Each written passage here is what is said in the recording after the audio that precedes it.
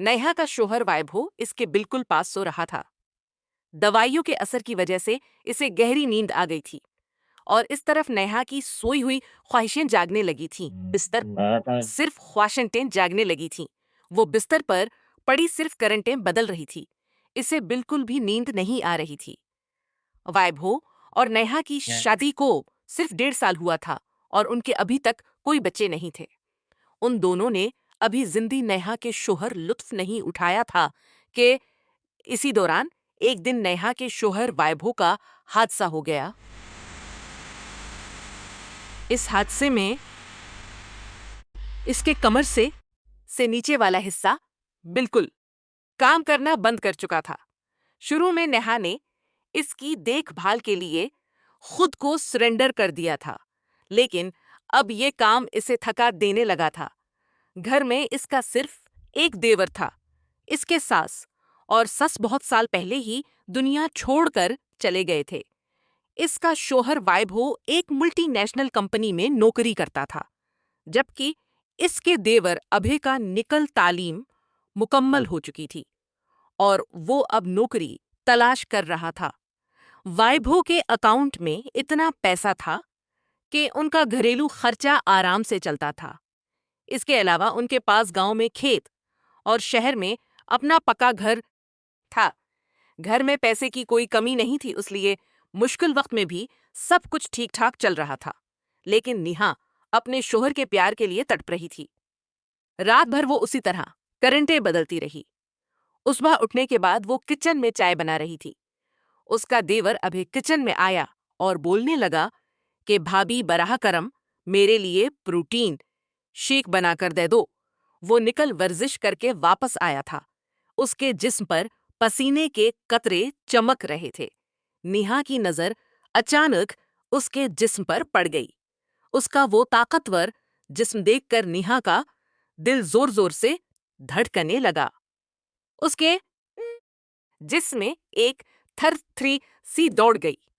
अगले ही पल इसने खुद पर काबू कर लिया और नजर दूसरी तरफ कर ली, लेकिन दरमियान में वो अभय की तरफ भी छप कर देखती रही। अभय को भी भाभी की तब्दील शुदा नजर महसूस हो रही थी। अभय ने हल्का सा मुस्कराया और नेहा के बिल्कुल करीब आ गया। गैस बंद करते हुए बोला, भाभी चाय ज्यादा उबालोगी तो कड़वी हो जाएगी। चाय दरमियाने दर्जा हरारत पर उबाली जाए तो जायके में मजेदार बनती है। इसके दोहरे मतलब वाले अल्फाज ने नेहा के दिल के तार झनकार दिए। फिर वो किचन से निकल गया। इसकी बातों से नेहा पर एक अलग सी नशा तारी हो गया था। आज अभय ने इसके जलते दिल को ठंडी हुआ का झोंका दिया था और इसकी ख्वाहिशें बेदार कर दी थीं। पता नहीं क्यों, मगर आज नेहा के दिल में एक अलग सा जज्बा भर गया था। इसने फौरन अपने मकसद के लिए प्रोटीन शेक बना लिया और वो इसके कमरे में ले गई। प्रोटीन शेक देते वक्त इसने जानबूझकर अभय की इंगलियों को छुआ। तब अभय की काली आंखें शरारत से चमक उठीं और इसके होंठों पर एक मध्यम सी मुस्कुराहट आ गई। लेकिन नेहा को ये इल्म नहीं था कि आरजी खुशी के लिए इसने जो खेल शुरू किया है, इसका नतीजा कितना खौफनाक हो सकता है। इधर अभय की हिस्सी और इसकी हिम्मत और ज्यादा बढ़ रही थी। नेहा ने आज तक पूरा दिन शौहर के लिए मशीन की तरह काम किया था, लेकिन आज अभय की जादुई हंसी और इसके छूने से इसकी तो जिंदगी की राह ही बदल गई थी। और आज पूरा दिन से बहुत हल्का फल्का महसूस हो रहा था।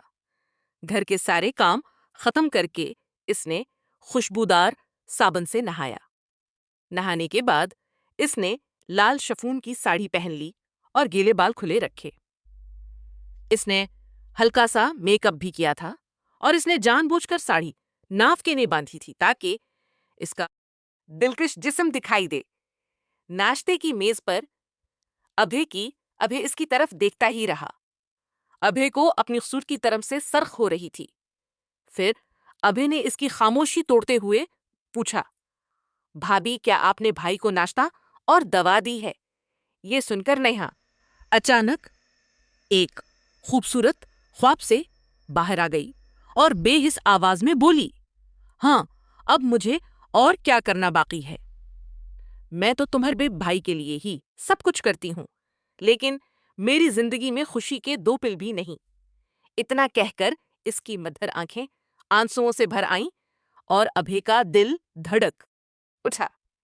इसने हिम्मत करके नेहा के हाथ को अपने मजबूत हाथ में पकड़ लिया और बोला, क्या भाभी भाई की तबीयत खराब है? इसलिए क्या हुआ? अगर आपको कुछ लगे तो आप मुझे बता सकती हैं।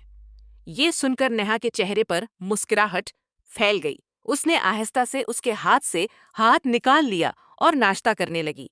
दरहकीकत अभय ने जिंदगी भर अपना हाथ उसी तरह पकड़े रखा हो, ऐसा उसे लग रहा था। वो आहिस्ता आहिस्ता किस गलत रास्ते पर जा रही है ये उसे खुद भी पता नहीं था। अब घर के काम करते हुए नेहा जानबूझकर अपने देवर के करीब जाने की कोशिश करती। इसका देवर भी अब कॉलेज के दोस्तों के साथ वक्त गुजारने के बजाय ज्यादातर घर पर ही रहता। वो भी इसके करीब आने की ख्वाहिश करने लगा था। नेहा को भी अभय का वो छूना महसूस हो रहा था और इसे हासिल करने की उसकी तड़प बढ़ती जा रही थी। अब वो सिर्फ सही मौका का इंतजार कर रही थी। फिर एक रात शोहर को दवा खिलाकर सलाकर वो अपने देवर के कमरे में चली गई। अभय इस वक्त एक मैगजीन पढ़ रहा था। इस वक्त कमरे में अपनी भाभी को देखकर वो उठ खड़ा हुआ। तब नेहा इसके करीब आई और इसका हाथ पकड़कर बोली, देखो, अभय तुम कोई छोटा बच्चा नहीं हो। छोटा बच्चा नहीं हो, तुम्हें पहले ही सब कुछ पता है। देखो, तुम मुझे बहुत पसंद हो। तुम मेरा साथ दो वरना में मुकम्मल तौर पर टूट जाऊंगी। अगले ही लम्हे अभय ने इसे अपनी आगोश में ले लिया और कहा कि मुझे भी तुम्हें कबूल करना है। मैं खुशी के रंगों से भरना चाहता हूँ, लेकिन जब तक मेरा भाई इस दुनिया में है तब तक मैं हद की लकीर नहीं कर सकता। मेरी अपनी भी कुछ पाबंदियां हैं। हम अच्छे दोस्त बनकर रह सकते हैं। ये सब सुनकर नेहा ने गुस्से में उसे अपने से दूर धकेल दिया और बोली, ये क्या बेअक्ली है ये सब? तुम किस उसूल की बात कर रहे हो? और आज तक जो कुछ हमारे दरमियान हो रहा था, तब तुम्हारे उसूल कहाँ थे? इस पर अभय कुछ ना बोला, सिर्फ सर झुकाए खड़ा रहा। नेहा कुछ देर उससे बद अखलाकी से बोलकर गुस्से में अपने कमरे में आ गई और बिस्तर पर गिर पड़ी। इसका सांस भारी हो गया था, जैसे अभय ने उसे रद्द कर दिया हो। गुस्से के जोश में इसने अभय से बहुत सी बातें कह दी थीं, लेकिन अब अकेलेपन में वो ज़ारो कतार रोने लगी। बहुत देर रोने के बाद जब वो सोचने लगी कि अभय कितना अच्छा है, ऐसी फुर्सत का फायदा कोई भी उठा सकता था, लेकिन अभय ने मेरा गलत फायदा नहीं उठाया, बल्कि इसने मुझसे दोस्तों वाली बात की। आहिस्ता आहिस्ता अभय के बारे में इज्जत की बात इसके दिल में जागने लगी। लेकिन अब इसके लिए अभय से दूर रहना मुमकिन नहीं था। आखिरकार बहुत गौर व फिक्र के बाद नेहा ने अपने माजूर शोहर को अपने रास्ते से हटाने का फैसला कर लिया, क्योंकि इसे लगता था कि इसका शौहर इस दुनिया में होते हुए अभय इसे कभी कबूल नहीं करेगा। इसलिए एक रात इसने अपने शौहर का कत्ल कर दिया। नेहा भी रोने का ड्रामा कर रही थी और अभय भी बहुत उदास नजर आ रहा था, लेकिन अब अभय का प्यार मिलने वाला था, इसलिए नेहा दिल में बहुत खुश थी। अब अभय इसे कबूल करके इससे शादी कर लेगा, ऐसा सोचकर इसकी ख्वाहिशात को हर रोज नए पंख मिल रहे थे। कुछ ही दिनों में 13 दिन गुजर गए। इसके 13वें दिन के बाद इसने नहाकर शफाफ नाइटी पहन ली, खुशबूदार परफ्यूम लगाया और अपने देवर के कमरे में पहुंच गई। तब इसे बहुत बड़ा झटका लगा, क्योंकि इसके देवर के बिस्तर पर कोई और लड़की मौजूद थी। इस लड़की को देखकर नेहा गुस्से से चलाई, अभे ये लड़की कौन है और ये इतनी रात को तुम्हारे बिस्तर पर क्या कर रही है? इस पर अभय बेहयाई से हंसा और बोला, भाभी वो मेरी गर्लफ्रेंड है। लेकिन तुम यहाँ इतनी आधी रात को मेरे कमरे में क्या कर रही हो? इस पर गुस्से से कांपती आवाज में बोली, मैंने तुम पर कितना प्यार किया, मैंने तुम्हारे लिए क्या किया नहीं किया, और तुमने अपनी गर्ल फ्रेंड को अपने बिस्तर पर ला रखा है। ऐसा कहते हुए वो रोने लगी। आज इसके साथ बहुत धोखा हुआ, ऐसा उसे लगा। तब अभय बोला, क्या पागल पिन की बातें कर रही हो? भाभी, तुमने मेरे लिए क्या किया है? भाई के जाने को अभी 15 दिन भी नहीं हुए और तुम बेवफा हो गई हो। इस पर नेहा गुस्से से बोली, तुम्हें हासिल करने के लिए मैंने तुम्हारे भाई को अपने रास्ते से हटा दिया। मैंने अपने शौहर का कत्ल किया है और मैं तुम्हारे लिए क्या क्या ऐसा तुम पूछ रहे हो? ये सुनकर अभय हैरान सा बनाकर बोला, क्या कह रही हो भाभी? मेरे जानी से भी अजीज अपने भाइये को तुमने पांव तले रौंद कर इसका खून कर दिया। तुम्हें समझने में वक्त लगा है क्या? तुम एक मुजरिम बन चुकी हो। क्या मैंने कभी तुमसे कहा था कि मैं तुमसे प्यार करता हूं, या कभी ऐसा कहा था कि मुझे अपने भाई को रास्ते से हटाना है? ये सब तुमने क्या कर लिया भाभी? ठहरो, मैं अभी पुलिस को फोन करके सब कुछ बता देता हूं। ऐसा कहते हुए इसने पुलिस को बुला लिया। इसकी गर्लफ्रेंड पीछे से ये सबका वीडियो बना रही थी। नेहा हैरान रह गई कि अभय ये सब क्या कर रहा है। इसके तमाम खुशगवार ख्वाब आज जुलकर खाकिस्तर हो गए थे। अभय की गर्लफ्रेंड ने वीडियो बनाना रोक दिया।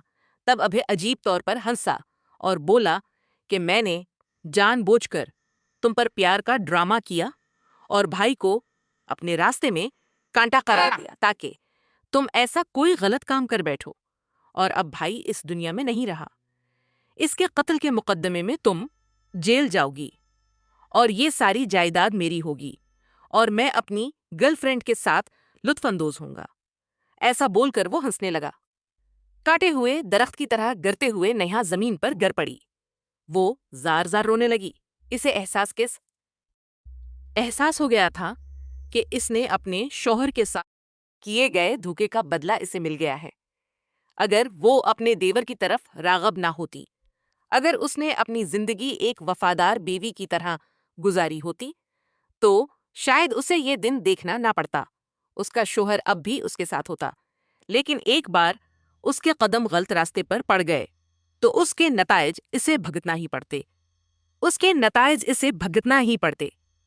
कुछ ही देर बाद पुलिस घर में आकर नेहा को गिरफ्तार कर लिया। अभय ने सबूत के तौर पर वो वीडियो पुलिस के सपर्द कर दी थी। नेहा को पहले ही हद से तजावुज करने की सजा मिल चुकी थी और उधर अब अपनी गर्लफ्रेंड के साथ भाई की जायदाद पर ऐश कर रहा था। लेकिन एक रात पार्टी से वापस आते हुए शराब के नशे में इस हादसे में अभय और इसकी महबाबूबा दोनों ही दुनिया छोड़ गए और इस तरह उनका लालच भी वहीं खत्म हो गया। तो दोस्तों, इस कहानी से तुम्हें क्या सबक मिला, ये कमेंट में जरूर बताओ और वीडियो को लाइक, सब्सक्राइब और शेयर करना ना भूलो। शुक्रिया।